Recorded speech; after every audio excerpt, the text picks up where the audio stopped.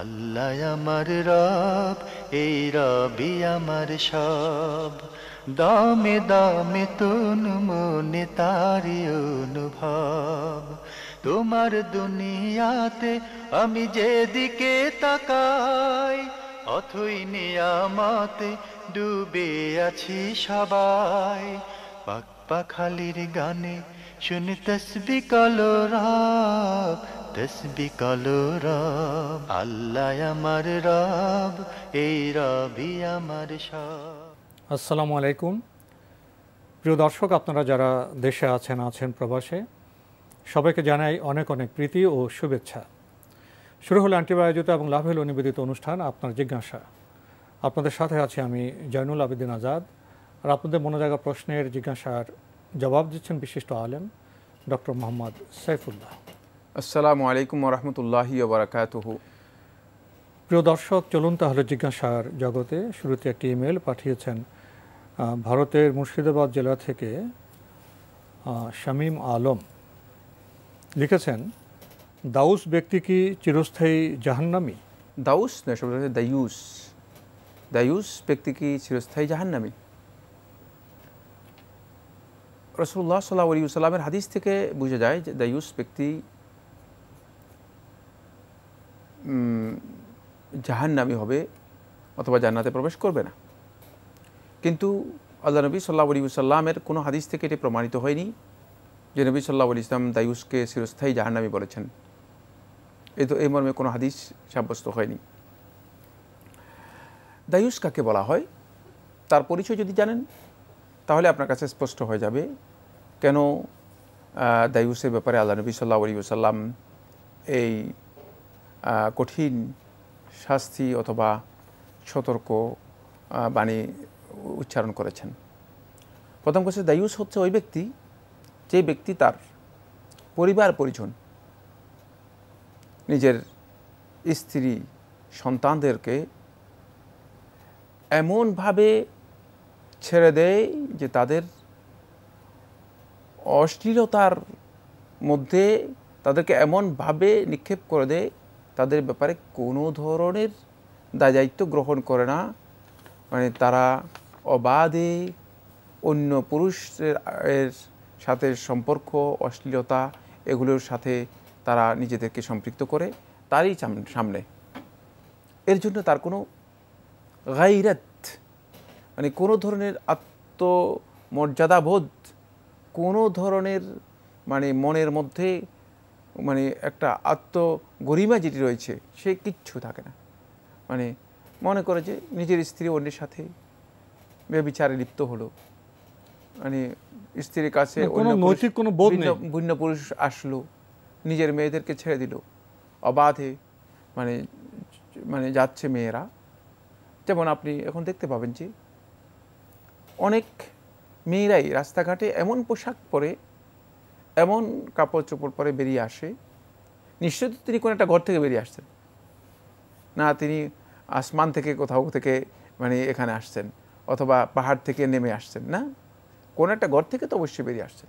যে ঘর থেকে বেরিয়ে আসছে সে ঘরের অভিভাবককে, সে অভিভাবক কি মানে এইভাবে তাকে বের হতে অনুমতি দিয়েছেন? যদি অনুমতি দিয়ে থাকেন তিনি দায়ুস, লা ইয়াদখুলুল জান্নাহ, তিনি জান্নাতে প্রবেশ করবেন না। কারণ তিনি সন্তানের জন্য অথবা এই স্ত্রীর জন্য তিনি এই ধরনের পোশাক, এই ধরনের অনৈতিকতা, মানে সকল প্রকার অশ্লীলতা এবং অনৈতিকতাকে তিনি সম্পূর্ণরূপে পারমিটেড অনুমোদিত করে দেন। তিনি হচ্ছেন দায়ুস। আর এই কাজটি শুধু তার যে ক্ষতি হয় তা নয়, মানে এই কাজের মাধ্যমে সবচেয়ে বেশি যে ক্ষতি হয় সেটা হচ্ছে গোটা সমাজ ব্যবস্থা নৈতিকভাবে অবক্ষয়ের দিকে চলে যায়। এই কারণেই মানে তার এই কঠিন শাস্তির কথা আল্লাহ রাসূল সাল্লাল্লাহু আলাইহি ওয়াসাল্লাম বলেছেন, সে জান্নাতে প্রবেশ করবে না। তাই এটা আমাদেরকে খুব মানে সতর্কতার সাথে খেয়াল রাখতে হবে যে মানে এক্ষেত্রে যারা অভিভাবক রয়েছেন তাদের এতটুকু বোধ থাকা উচিত যে আমি আমার স্ত্রী, আমি আমার সন্তান, মানে মেয়ে যারা রয়েছে, যারা অভিভাবকত্বে রয়েছে, তাদের মানে ব্যাপারে আমার নিজের আত্মমর্যাদাবোধ থাকা উচিত যে তারা অনৈতিকভাবে আমার সামনে এই ধরনের কাজ করবে আর সেটাকে আমি পারমিশন দিয়ে দিব, অনুমতি দিয়ে দিব, লাইসেন্সের মতো। এই কাজটি কোনোভাবেই জায়েজ নেই। এক্ষেত্রে এটা হারাম। তাই সমস্ত ওলামায়ে কেরামের ঐক্যমতে এই কাজটি হারাম, যে যিনি করবেন তার এই কাজটা হারাম হবে। হারাম কাজগুলো এগুলো এক প্রকারের কবিরা গুনাহ। যদি আল্লাহর বান্দা তওবা না করে থাকেন, তাহলে তিনি রাসূলুল্লাহ সাল্লাল্লাহু আলাইহি ওয়াসাল্লাম যে শাস্তির কথা উল্লেখ করেছেন হাদিসের মধ্যে, সেই শাস্তি তার জন্য অবধারিত হবে, কোনো সন্দেহ নেই। বাকি তওবা করলে হয়তো আল্লাহ সুবহানাহু ওয়া তাআলা তাকে ক্ষমা করতে পারেন, এবং সেটা তওবার মানে অবশ্যই তওবার ইসলামী যে পদ্ধতি রয়েছে সেই পদ্ধতিতে তাকে তওবা করতে হবে। আর এই কবিরা গুনাহ করার কারণে তিনি চিরস্থায়ী জাহান্নামী হবেন না। কারণ চিরস্থায়ী জাহান্নামী হওয়ার জন্য মানে যেই সমস্ত বিষয়গুলো বলা হয়েছে তার মধ্যে এটি অন্তর্ভুক্ত নয়। চিরস্থায়ী জাহান্নামী ওই সমস্ত ব্যক্তিগণ হবেন যারা মৃত্যুবরণ করেছে একেবারেই কুফরি অবস্থায়, কখনো আল্লাহ রাব্বুল আলামিনের ঈমানকে মেনে নেয়নি। দ্বিতীয় হচ্ছে যারা আল্লাহ তাআলার সাথে ঈমান আনার পরেও শিরকে লিপ্ত হয়েছে, তওবা করেনি, শিরকরত অবস্থা বা শিরক করা মাঝেই তাদের মৃত্যু হয়ে গেছে, আল্লাহ তাআলার কাছে তওবা করে প্রত্যাবর্তন করে আসেনি। 3 নম্বর যারা চিরস্থায়ী জাহান্নামী হয়ে যাবে তারা হচ্ছে ওই সমস্ত ব্যক্তিগণ যারা অন্যায়ভাবে মানুষদেরকে হত্যা, অন্যায়ভাবে মানুষদের উপর মানে জুলম, এগুলো সব কিছুকে আল্লাহর বিধান লঙ্ঘন করা, আল্লাহর বিধানের বিপরীতে নিজের বিধান মানুষের উপর জোর করে চালু করে দেয়া, মানে তাগুত শক্তি যারা মানে সীমা লঙ্ঘন করছে এমন পর্যায়ে যে আল্লাহ রাব্বুল আলামিনের প্রত্যেকটি বিধানকে লঙ্ঘন করে, অমান্য করে সেটাকে বৈধ নিজের জন্য বৈধ করে নিয়েছে। এই কাজটি আল্লাহ তাআলার কাছে সবচেয়ে বেশি গর্হিত কাজ। এই অবস্থায় যদি তার মৃত্যু হয়ে যায়, সে যদি তওবা না করে থাকেন অবশ্যই তিনি চিরস্থায়ী জাহান্নামী হবেন। এই দায়ুস বিষয়টি নিয়ে আমাদের সমাজে আলোচনা খুবই কম হয়, এবং এই শব্দের সাথে বোধহয় যদি কোনো একটা গবেষণা করা দেখা যাবে খুব কম লোক এই শব্দ নিয়ে পরিচিত, এই শব্দটির সাথে। জি জি জি। আমার দেখা যায় বিভিন্ন ওয়াজ মাহফিলে, বিভিন্ন আলোচনায় অপ্রয়োজনীয় অনেক বিষয় নিয়ে কথা বলা হয়, কিন্তু দায়ুসের মতো একটি শব্দ, একটি বিষয় যার সাথে ঈমান, আকীদা, সভ্যতা, সংস্কৃতি, সমাজ, পরিবারের অনেক মৌলিক বিষয় ওতপ্রোতভাবে জড়িত, সে বিষয়টি নিয়ে কেন এত কম আলোচনা হলো, এটি বোধহয় একটি খুব গুরুত্বপূর্ণ প্রশ্ন হতে পারে। এখন এই প্রশ্নটি পাঠিয়েছেন আমাদের ভাই শামীম আলম, ভারতের মুর্শিদাবাদ থেকে। জি জি। আমি যেহেতু সাহিত্য নিয়ে একটু নাড়াচাড়া করি, জি জি, এ বিষয়ে কিছু গুরুত্বপূর্ণ বিষয় আপনার সামনে আমি তুলে ধরতে চাই। দায়ুসের যে সংস্কৃতি, জীবনযাপন, কালচার আমাদের সমাজে পরিব্যাপ্ত হয়েছে, তার তো একটি ইতিহাস আছে। জি। বলা হয় যে বর্তমান যে সভ্যতার শাসক হলো পাশ্চাত্য। পাশ্চাত্যে যখন ইউরোপীয় রেনেসা হলো, সেই রেনেসার পরে তো আপনার উপযোগবোধ আসলো, শিল্প বিপ্লব হলো, মানুষ বিজ্ঞান প্রযুক্তির চর্চা করলো, জীবনে ভোগ বিলাস ইত্যাদি আসলো, এবং বিনোদন সংস্কৃতি আসলো, ফ্যাশন প্যাটার্ন এসব বিষয় আসলো, এবং তার আসার একটা রোড ম্যাপ আছে। ইউরোপে, ওয়েস্টার্ন ওয়ার্ল্ডে যে কালচারটা আসলো, সেটা আমাদের উপমহাদেশের প্রাগ্রসর যে দেশ তার মাধ্যমে হয়ে আসে। দেখা যায় হলিউড, তারপরে বলিউড, ঢালিউড, এভাবে একটা সভ্যতা, একটা রোড ম্যাপ আছে। কিন্তু ওয়েস্টার্ন ওয়ার্ল্ডে, ইউরোপে যেটা হয় সেটা ভারতে আসে, ভারতে আমাদের দেশে আসে। তো এইভাবে একটা গতিপথ আছে। তো সেই গতিপথের একটি জনপদ থেকে আমাদের ভাই প্রশ্নটি করলেন। এখন অনেকে দেখা গেল আমাদের এখানে যে বাঙালি মধ্যবিত্ত সমাজের যে বিকাশটা হলো, ওর সাথে কিন্তু বিশ্ব সভ্যতার বিকাশ বলবো না কি বলবো, বিকৃতি বলবো, তার একটি একটা সংযোগ আছে। তো আমাদের সমাজে অনেকে না জানার কারণে আমরা তো আসলে ইসলাম সম্পর্ক খুব কম জানি, বিজ্ঞান প্রযুক্তি সম্পর্ক তেমন বেশি জানি না। আমরা অনেক সময় দেখে শিখি, আমরা অন্ধের মতো অনুকরণ করি, আমরা গড্ডলিকা প্রভাবে চলে যাই। এভাবেই হঠাৎ যখন মধ্যবিত্ত বাঙালি সেই সমাজের বিকাশটা ঘটলো, আমরা পাশ্চাত্যের যে সংস্কৃতি, সভ্যতা, সেটাকে গ্রহণ করে আধুনিক হতে চাইলাম। আধুনিক হতে গিয়ে অজান্তেই যে আমরা দায়ুস হয়ে যাচ্ছি, এই জ্ঞানটি কিন্তু আমরা যারা ইসলামের প্রবক্তা তাদের থেকে তেমনি পাই না।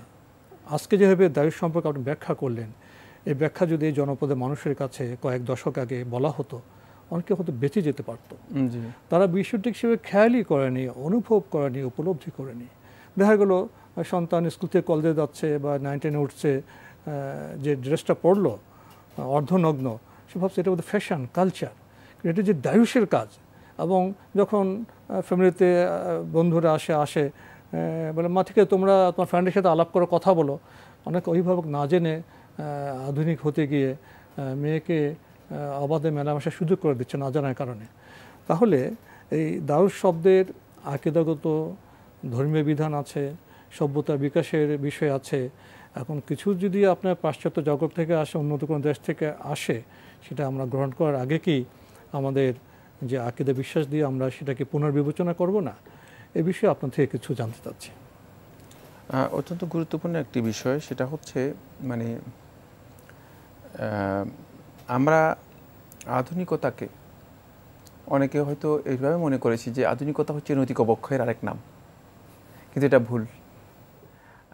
মুক্ত হয়ে জায়গা, কোনো বাধা বন্ধন নামে না, যা ইচ্ছে তাই করা, এটা বলে মুক্ত। আধুনিকতাকে আমরা অনেকে মনে করেছি যে আধুনিকতা হচ্ছে মানে স্বেচ্ছাচারিতার আরেক নাম। ফলে আমি যাই খুশি তাই করব, কে আছে আমাকে বাধা দিবে। 3 নম্বর যেটা, সেটা হচ্ছে আমরা অনেকে মনে করেছি আধুনিকতা হচ্ছে যে আমাদের জন্য আত্মমর্যাদাবোধকে ভুলুণ্ঠিত করে, মানে যাই খুশি তাই করা হবে, সেখানে কোনো ধরনের আত্মমর্যাদাবোধ থাকবে না। অনেক ক্ষেত্রে নৈতিকতা এবং নিয়ম শৃঙ্খলা না মানে বোধ আধুনিকতা। এই কনসেপ্টটা পরিপূর্ণরূপে ভুল। কারণ মানুষ এর আত্মমর্যাদাবোধ থাকবে। মানে আপনি আশ্চর্য হবেন, যেটি সেটা হচ্ছে এই যে জাহিলি সমাজ যাদেরকে বলা হচ্ছে, মানে ইসলাম পূর্ববর্তী জাহিলি সমাজের মানুষগুলো, যেখানে মানুষের মধ্যে হাজার রকমের বর্বরতা, অত্যাচার, জুলম, কথায় কথায় যুদ্ধবিগ্রহ, হত্যাকাণ্ড, যেখানে চুরি ডাকাতি সব কিছুই ছিল, কিন্তু সেই সমাজের মানুষগুলোও তাদের মধ্যে নৈতিক দিক থেকে আত্মমর্যাদাবোধ ছিল, কিছু মূল্যবোধ ছিল। সেখানে তার স্ত্রীর সাথে আরেকজন ব্যক্তি এসে মানে খারাপ কাজ করবে, এটি তারা জীবনের জন্য নিজের জীবন দিয়ে কোনোদিন মেনে নিতে রাজি হয়নি। ক্লাবে গিয়ে ডান্স করবে পরপুরুষের সাথে, এটা তারা নিজেদের জীবন দিয়ে কোনোদিন রাজি হয়নি, নিজেদের জীবন দিয়ে রাজি হয়নি।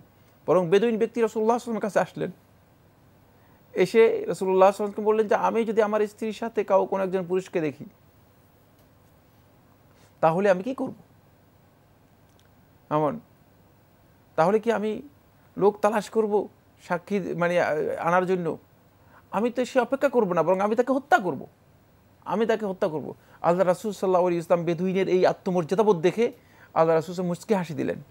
রাসূলুল্লাহ সাল্লাল্লাহু আলাইহি ওয়াসাল্লাম উপলব্ধি করলেন যে বেদুইন সত্যিকার মানে তার আত্মমর্যাদাবোধ এখনও রয়ে গিয়েছে।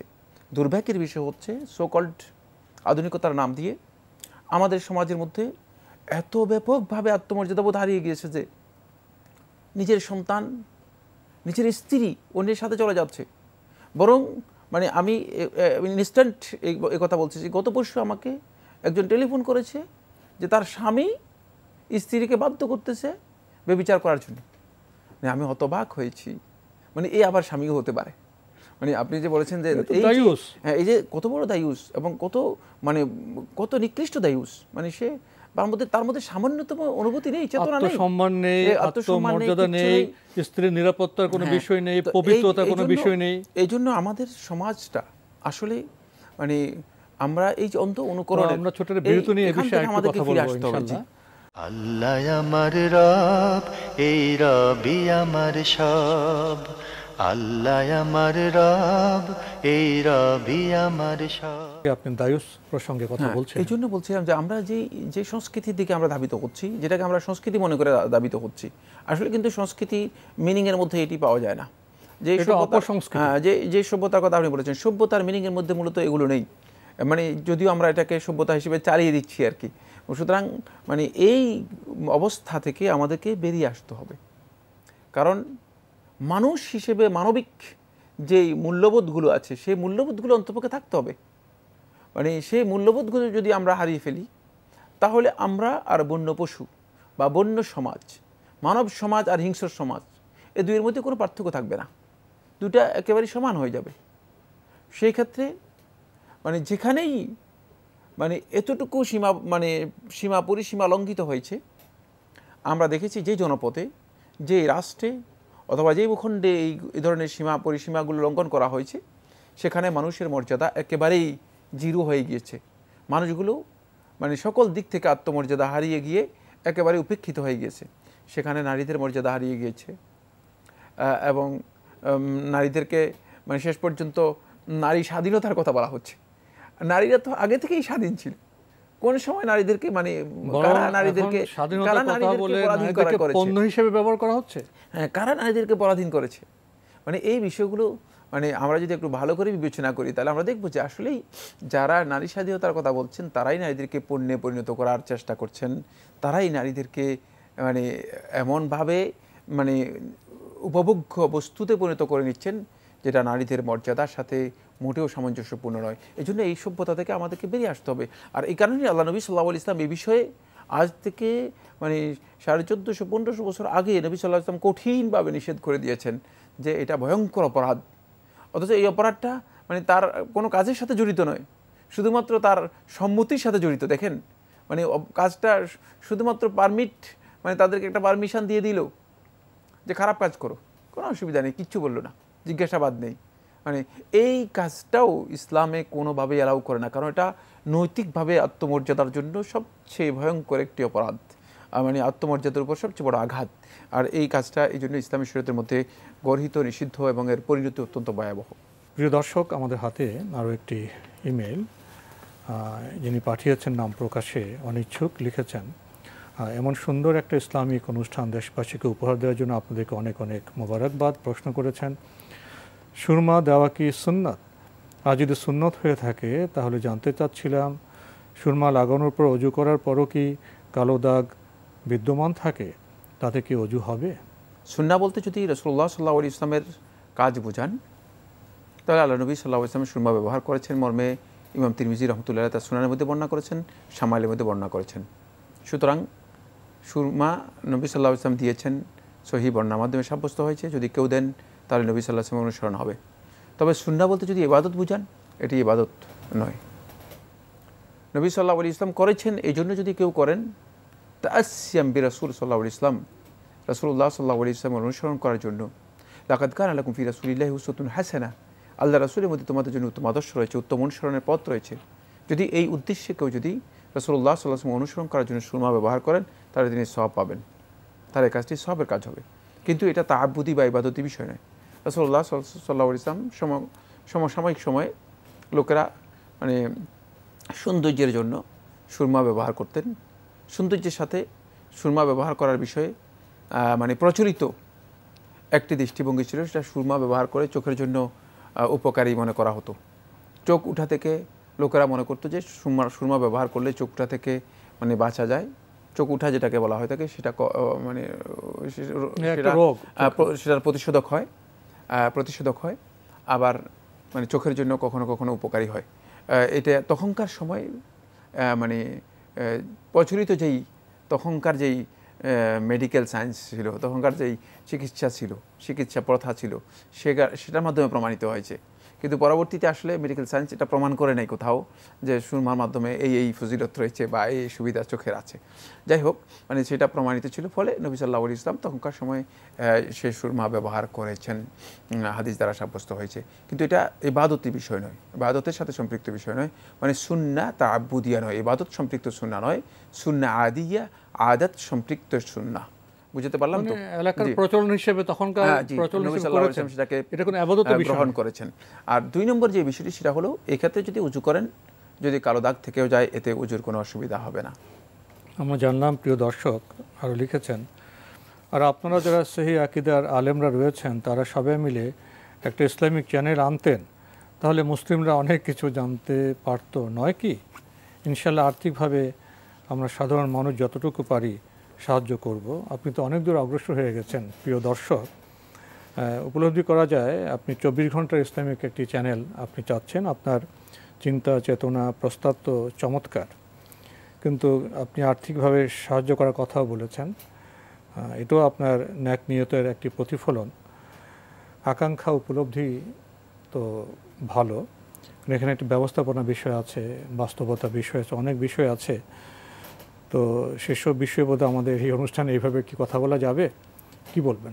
না, ধন্যবাদ এই ভাইকে, তার মনের একটা আবেগ আকাঙ্ক্ষার কথা তিনি উল্লেখ করেছেন।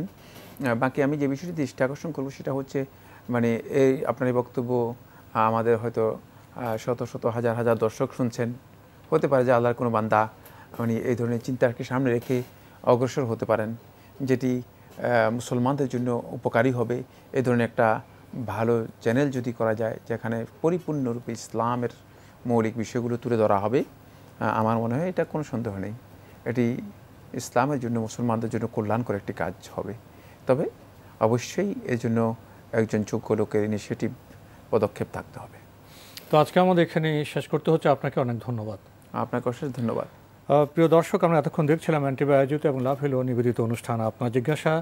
আমাদের অনুষ্ঠান আপনারা অ্যান্টিবায় অনলাইনেও দেখতে পারবেন, ভিজিট করুন www.antibbt.com। এছাড়া ইউটিউব এবং আমাদের ভেরিফাইড ফেসবুক পেজে অনুষ্ঠান দেখতে পারবেন। মানুষ কল্পনা করে, স্বপ্ন দেখে, পরে বাস্তবায়নও হয়। তো ইসলামিক চ্যানেলের কথা আপনি বললেন, ইসলাম যদি পরিপূর্ণ জীবন বিধান হয়ে থাকে, ইসলামের অনেক রূপ আছে, অনেক বিষয় আছে, অনেক থিম আছে, আপনি ঠিকই অনুভব করেছেন। সেই বিচিত্রবিধ যে থিম আছে, বিষয় আছে, সেটা বোধহয় সেভাবে বর্তমান সময়ে টেলিভিশন চ্যানেলগুলোতে সেভাবে বোধহয় প্রচার হচ্ছে না। এখানে ভাবনার অনেক বিষয় আছে। তো আল্লাহ কখন কাকে দিয়ে কী কাজ করে সেটা মহান আল্লাহ ভালো জানেন। তো আপনাদের যে চেতনা আছে, সেই চেতনাকে বাতিঘর হিসেবে রূপ দেওয়ার জন্য যদি কোনো আল্লাহর বান্দা এগিয়ে আসেন, সেটা বোধহয় ভালো বিষয় হতেই পারে। চিঠি লিখুন, প্রশ্ন পাঠান আমাদের ঠিকানায়। পরিচালক আপনার জিজ্ঞাসা, এনটিভি, বিএসসি ভবন, 7ম তলা, 102 কাজী নজরুল ইসলাম এভিনিউ, কারওয়ান বাজার, ঢাকা 1215। আপনারা ইমেলও করতে পারেন। আমাদের ইমেল অ্যাড্রেস আপনার জিজ্ঞাসা @ntvbd.com। প্রিয় দর্শক, মহান আল্লাহ আমাদের সবাইকে নিরাপদে রাখুন, রাখুন শান্তিতে। আসসালামু আলাইকুম। আল্লাহ আমার রব, এই রবি আমার সব, দামে দামে তুন মনে তারি অনুভব। আল্লাহ আমার রব, এই রবি আমার সব।